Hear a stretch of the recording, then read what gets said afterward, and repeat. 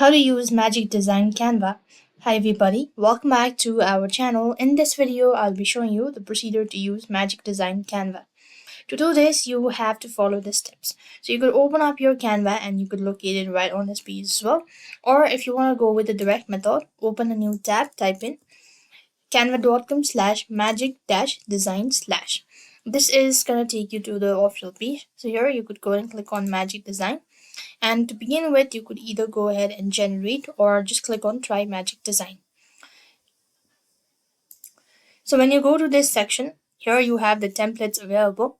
You could go ahead and use any template, whichever is convenient for you. So I'm just going to go with the one. So let's see, this is.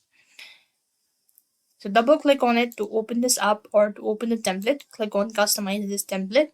And now then you could go ahead and use the Magic Design features.